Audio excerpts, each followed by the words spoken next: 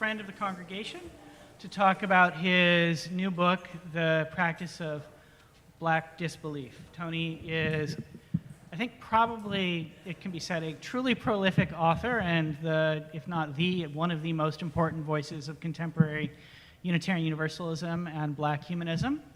He is currently the Angus Collin Arnold Distinguished Professor of Humanities at Rice University, as well as the founding director of the university's Center for Engaged Research and Collaborative Learning, and is a fellow of the American Academy of Arts and Sciences and professor extraordinaris at the University of South Africa.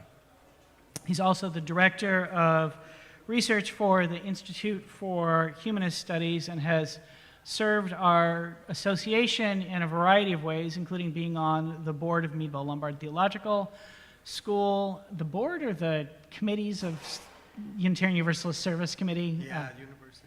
Yeah, on the board of the Unitarian Universalist Service Committee, and I'm sure I'm forgetting like 16 things. But please welcome my longtime friend, Tony Pinn.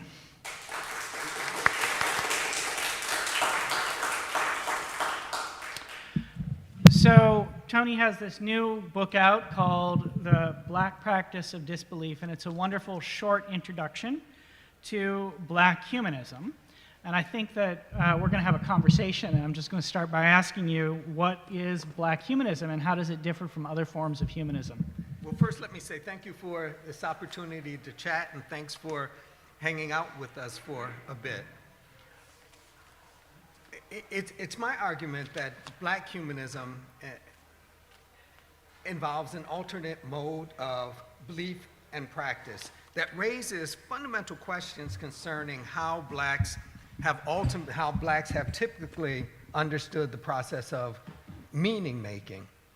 That whereas Black churches affirm certain assumptions, Black humanism raises questions concerning them. Whereas Black Christianity tends to be hyper-optimistic, Black humanism is more measured. Whereas Black Christianity is vertically driven, the human in relationship to something up there and out there, Black humanism is horizontally driven. What takes place within the context of our material existence, within the confines of human history. I think one of the things that separates Black humanism from other forms of humanism is a necessary preoccupation with the nature and meaning of anti-Blackness within the context of our country. That its thinking, its practices are funneled through a necessary response to anti-Blackness. So that an understanding of anti-Blackness is at the center of Black humanism as opposed to other forms of humanism which perhaps might pretend to be colorblind? Unfortunately. Yeah. So should we consider Black humanism a religion or humanism a religion? Yeah, I get in trouble, particularly with Black atheists over this, because from their vantage point to suggest it's a religion is to sell out. For me, it's a matter of clarifying language, clarifying categories that I think, for example, Black atheists are opposed to theism. And there's a reasonable distinction to be made between religion and theism. I would argue all forms of theism are religious, but not all forms of religion are theistic. And I don't think we've ever had consensus in terms of how religion is defined. And not all of these definitions have revolved around a belief in God or gods. And so this is my thinking, that we can boil this all down and understand religion as a quest for complex subjectivity. That is to say that religion is a human effort to wrestle with the fundamental questions of our existence. Who are we? What are we? When are we? Why are we? Now, this may involve gods, but it doesn't necessitate belief in gods. And so my argument is, to the extent that Black humanism in particular and humanism in general are concerned with these fundamental questions, they constitute religious orientations.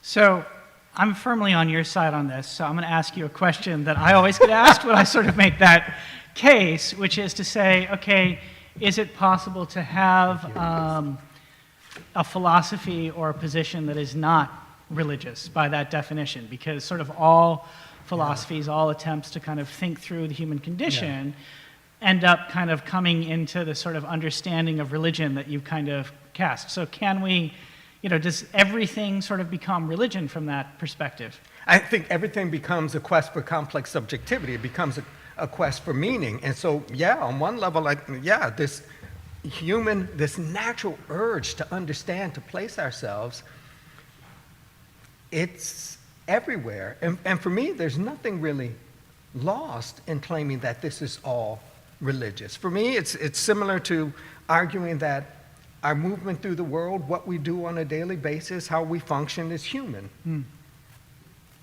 There's nothing lost. So it's simply because all humans are sort of meaning-making creatures, we are all fundamentally religious, whether we sort of embrace a set of religious institutions or not. Right. And for me, that isn't a problematic statement in the same way that saying we are self-aware isn't a problematic statement. The question becomes, what does that self-awareness prompt us to think, to say, and to do? And I just one last thing. Go for it. I think for a lot of folks who raise that question, well, then what isn't religion? There is still the shadowed assumption that religion is theistic. Well, I think also always an assumption that's sort of there about religion being institutional, like you've got to peg it on a particular institution or tradition, but whereas you're saying it's an activity that we're engaged in. It's an orientation, right? It's a posture towards the world. All of the rest is how we wrestle historically with that posture towards the world. So my argument is these doctrines, creeds, theological formulations, churches, mosques, and synagogues aren't religion. They are the historical, the material manifestation of this underlying urge. It's what we produce when we're responding to this urge. So you've sort of mentioned history and by implication tradition, so I'd wonder if you could sort of talk a little bit about the history of Black humanism, because even though I think people naming themselves as Black humanists is a relatively recent phenomenon, you argue in this book and elsewhere in dialogue with people like our friend Chris Cameron that Black humanism in fact has a very long tradition. Yeah. If you think in terms of the precepts, the posture, the kinds of critiques that are embedded in what we now call Black humanism, my argument would be it is as old as the Black presence in what becomes the United States. So folks are familiar with the spirituals, for example, right? And the spirituals are highly theistic. It is about a human wrestling with moral evil and God's relationship to it. Right? And what can we anticipate if we are in line with the will of God? Right? And there are ways in which this is materially driven. So the spirituals talk about all God's children got clothes to wear, right? All God's children got shoes to wear. The streets are paved with gold. There's something about proper alignment that has material consequences. We're aware of the spirituals, but as old as the spirituals are the blues. Don't think 1920 race records. Right? The blues is an older orientation, a poetic response to the world that is deeply critical of and dismissive of what so many Black theists early in this country's history assumed. And so for me, there's a sensibility and there's an orientation within these early forms of the blues that speak to very similar principles and precepts that we now call Black humanism. If you think in terms of Black folk wisdom and folk tales. There's a tale about Brer Rabbit. And in this tale, and I'll tell it quickly. No, go ahead. Brer Rabbit is interested in a long tail. He sees that the horse has a long tail, and this long tail has a certain type of utility. Swats away flies, and it also has some aesthetic appeal, right? This is a nice looking thing. And Brer Rabbit wants a longer tail. What he has is inadequate. And so Brer Rabbit goes to the big house to talk to God about this, right? And say, I want a long tail, right? Why does the horse have one? I don't have a long tail. And God gives Brer Rabbit a series of quests. It includes collecting the tears of Brer Crocodile. I mean, a series of really difficult tasks. Brer Rabbit is about the business, collects all of these things, and comes back to the big house. And God is not happy. God is there's thunder and lightning and this booming voice, and as Brer Rabbit is running away, he hears God say, if you're so smart, get your own long tail. Right, and so lots of my colleagues in the study of black religion argue that this is simply a critique of whiteness. It's simply a critique of white supremacy, and argue, yeah, you could read it that way, but you could also read it as a celebration of human ingenuity and creativity. That if we're going to get anything in the context of this material world, we got to get it on our own. Right, so it seems to me even the folk wisdom, the folk tales generate this, and it becomes explicit and poetic during moments like the Harlem Renaissance, when you get someone like Zora Neale Hurston arguing that prayer is for the weak. Or you get a Richard Wright who argues that he tried to give this theism thing a try because his grandmother wanted him to be saved, so he tried coming into the church, but he argued only two things appealed to him: the preacher's wife and the music. And he says, kind of wrestling with this, if he had encountered the church before he encountered the world, it would have meant something. But having come to grips with having experienced the harshness of the world, there was nothing the church could do to satisfy. Right? And Richard Wright is explicit in his denial of the God idea. Nella Larson, this is the last example I'll give, in this wonderful, wonderful novel. If you've not read it, put it on your summer reading list and you'll thank me. It's Quicksand. It's really short. And the protagonist is Hella Crane. And she's this tragic mulatto figure, right, who doesn't fit anywhere, right? That these racial dynamics keep her from fitting anywhere. And she's wrestling with this. And one night she's just overwhelmed by it. It's raining, and that's never a good sign, right? It's pouring, it's raining, and she stumbles into a church in Harlem. And the way in which these people possessed by the Spirit are moving is just, it captures her.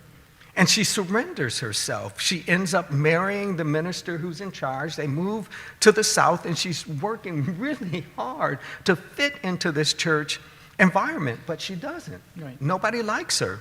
It's tough. And the only value she seems to have is the value of her body, the ability to produce children, and these children are literally consuming her. And she's praying and she's struggling, and Nella Larson says at one point Crane comes to a realization. It's a moment of lucidity, of awareness, and she understands why she's not receiving answers to these prayers, and it's because there is no God.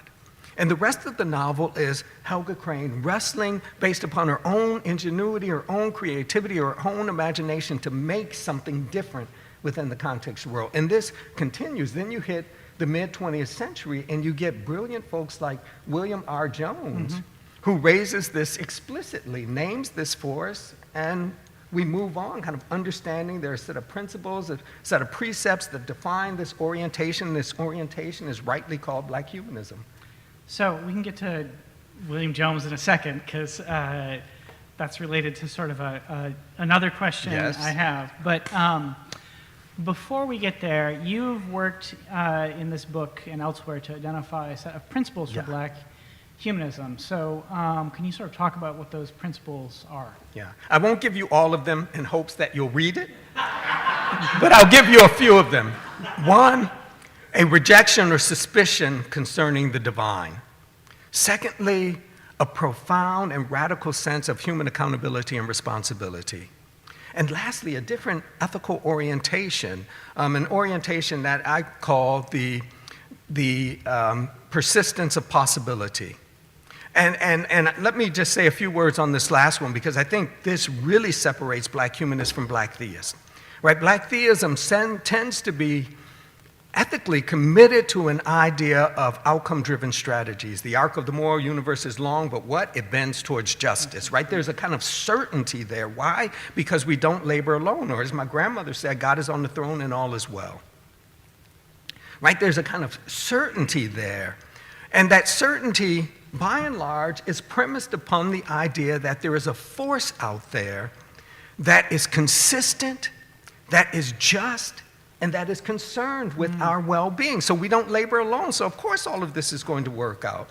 Black humanists cannot adopt the same sort of posture because there's a suspicion concerning or rejection of the God idea, and so we labor alone. And laboring alone, history has a different connotation. It has a different depth and pull on us. And so I think the question for Black humanists becomes, what does our history authorize us to say? And it doesn't authorize us to say that this ultimately works out. After the end of slavery is the failure of Reconstruction, followed by a tenacious hold on the nation by Jim Crow and Jane Crow, right? That things get really bad. The civil rights movement is followed by the continuous impoverishment of Black folks, right? This continues to be the case. Then we get Obama, yay! But Obama's followed by whom?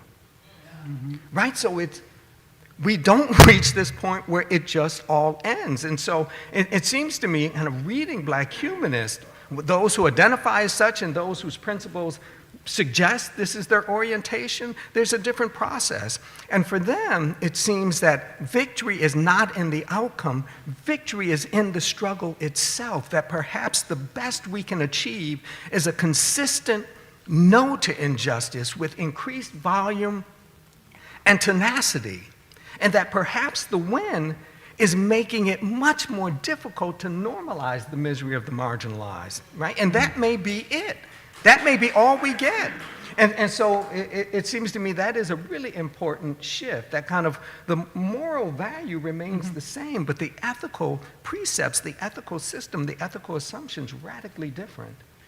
So, I mean, it basically seems to me that you're suggesting that we should not be thinking about like the final victory, but rather instead thinking about kind of what is the marginal improvement that we can make, or what are the improvements or in the particular conditions that we're in at a particular time. Right? What can we do? Right. What can we do in this moment? And for me, there's also a dilemma here in that outcome-driven strategies, from my vantage point, as I read history, limit our use of creativity and imagination, because if we don't think that strategy is going to win, we're not going to bother with it. But it seems to me the persistence of possibility frees us to experiment, to do things we wouldn't otherwise do, because there's something about that struggle that humanizes, that affirms life, and that may be enough. Okay, so I have a question. I mean, I have a lot. We've been going back and forth on some of these. This is my buddy right for here. Like years. But so I have a question, right? So do you think that that sort of rejection of certainty is kind of what leads many people in the Black humanist movement through the Communist Party, which is to say that they begin with a sort of point of certitude offered by kind of Marxian dialectics that we're going to overcome the racial and class struggle, and that the failures of the Communist Party sort of end with sort of a sense of, well, maybe things aren't quite that great. Yeah. I think, that there's something to that. And for me, it revolves around deconstruction, not as a philosophical platform, but as an ethical principle, right? That there's something enlivening, there's something, we find something of ourselves in our deconstruction of assumptions. And I think my feeling is with both Black involvement in the Communist Party and Black humanism later on, there is a different relationship to discomfort. That there's something about the interrogation of our assumptions, the interrogation of our existing precepts that has to be challenged, right? That we have to be forced to confront what we've assumed. And I think on both ends, that is given tremendous value, that discomfort isn't a problem, it's a point of entry, right? That shouldn't close things down, but discomfort is a prime opportunity to become aware of our assumptions, become aware of our inclinations, and tackle them. And for me, the way in which Black communists critiqued and discussed life with Black churches kind of, it seems to me, leads to that assumption that these Black Christians, there's no way for them to wrap their mind around this possibility until they were forced into a moment of discomfort. What you've been saying about God, what you've been saying about the church, how does that line up with this? With this life. Yeah. Okay, so I'd like to, you mentioned William Jones, who was a Unitarian Universalist, and you have a long-standing relationship with Unitarian Universalism. So can you tell us a bit about the relationship between Black humanism and Unitarian Universalism? Well, William R. Jones was one of my mentors. He was just wonderful to me. He was generous, he was kind in a way that he didn't need to be. And it's because of William R. Jones, Sharon Welch, and Corin Orizian that I have a kind of flirtation with the UUA. I think we've been dancing for 30 years or so. And I think there are, I think Black humanism within the context of UUA at its best has been something of a conscience for the movement. And I think in terms of two particular moments.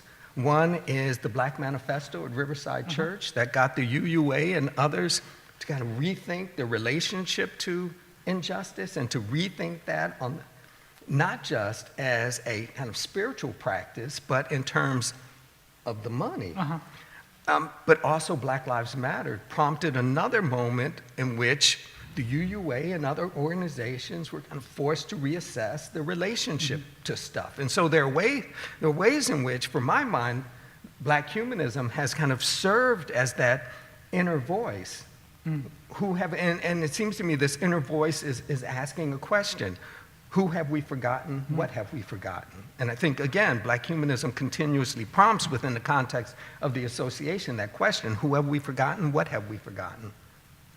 So I'm not going to let you answer that question without talking a little bit about Ethelred Brown, because I think he's an important figure who you mentioned in your book and give like 5 or 6 pages to here and many more pages in other parts of your work. Brown and McGee. Right, okay. Right, that when we think about a kind of early introduction of Black humanism into this association, we think in terms of these two figures, and we think in terms of New York, and we think in terms of Chicago. Things didn't go particularly well for Brown. He wasn't getting love, right? And there wasn't money being put into his efforts. And I think he was right that New York City, Harlem in particular, this was fertile ground. Yeah. There could have been significant growth. But from his vantage point, despite his optimism, despite his training, could not secure resource to really get this movement going. McGee was a little, McGee had a bit more success. Right, so for folks who don't know, Brown, sorry. Do you want to go first? No, you go, you go. Brown was one of the first Black Unitarian ministers and formed a congregation in Harlem that was there for about 20-some years, which was a major node in the Harlem Renaissance. I think we could describe it as that. And people, all sorts of people who passed through there, who were major figures in the Harlem Renaissance, and had a real impact on sort of the way churches in Harlem Black churches in Harlem sort of talked about God and things like that. So even though I think I've heard that he had somewhere between 6 and 150 people on a Sunday, given the Sunday, he was very influential within sort of discourse within in Harlem, and really is often held up, as you just did, as kind of a moment of possibility that was not seized by the association for what I guess probably William R. Jones would have called the whiteness of Unitarianism. Right. And I think there's another thing, and I think you get at this, there's another thing about Brown in that he provided a way to do this sort of work, to have these critical conversations, and not be dismissive of theological concerns, right? That much that's taking place within the Harlem Renaissance is so opposed to a certain understanding of religion that there is no real ability to wrestle with theological issues and concerns in a substantive way. And Brown provided a way to do that, to kind of wrestle with these issues without dismissing some of these elements. And I think for me this is particularly important because there are certain dimensions of Black humanism that we can't fully capture if we simply think in terms of reason and logic. There are emotional and psychological dimensions of life that require different vocabulary and grammar. And I think thinking about these in relationship to theological concerns and a religious orientation frees us to better understand, for example, the ways in which we ritualize existence. Do you want to actually talk a little bit about Black humanist ritual? Because it is something you mentioned extensively in the book, and we haven't really tapped into it yet. There's a question I often get, not from UUs for the most part, but from others. Why are Black people still involved in a religion that was used to enslave them? Right? Why in the world would Black people still be Christian? For me, that is the wrong question. The question is, why hasn't humanism been more appealing? Right? Why hasn't it been more appealing? In part because humanism hasn't wrestled with its own internal flaws. For example, I don't know of very many humanists, freethinkers, skeptics, you pick the qualifier, who don't embrace on some level Thomas Jefferson. But as soon as we embrace Thomas Jefferson, we have brought into our orbit sexual violence and racism. And we've not adequately wrestled with this. And so that is to say that this larger humanist movement hasn't necessarily been a soft place to land. It hasn't necessarily been a soft place to land. And so you get, over the course of time, Black humanists understanding that they've got to develop their own organizations, right? They've got to develop their own communities in which some of what they encounter in this larger movement, they don't have to wrestle with, right? That they don't have to comfort and appease, right? They don't have to listen to the narratives, well, I was involved in the movement and they don't have to wrestle with this, right? Nobody touches their hair without permission. Yeah, that there are just things, you get to catch your breath. And so these movements have begun to develop, and I think one of the most noteworthy is Black Nonbelievers, headquartered in Atlanta, founded by Mandisa Thomas, but it has offshoot locations elsewhere in the country, and for them, this is about the business. Organization is about not only providing opportunities for intellectual engagement, but also opportunities to wrestle with the emotional and the psychological dimensions of what it means to exist in the context of an anti-Black world, right? To live in the context of a world that would rather have you dead. And to have lost family and friends in the process because you don't believe, right? So it provides a full range of engagements and opportunities, and it's not afraid of the language of ritual. Well, we are pretty much out of time, so I want to thank Tony for coming, and I would really recommend this book, The Black Practice of Disbelief, which is published by Beacon Press, the Unitarian Universalist Association's. What? Did you bring books with you? No, he did not bring books with you. But they are available through the UA's bookstore online and many other places. So I highly recommend it. It's a very accessible introduction to Black humanism and Black disbelief, including the principles that he talked about, the history of Black humanism, and sort of, I think, future directions and things. So thank you very much, Tony. Thank you. Thanks for coming out.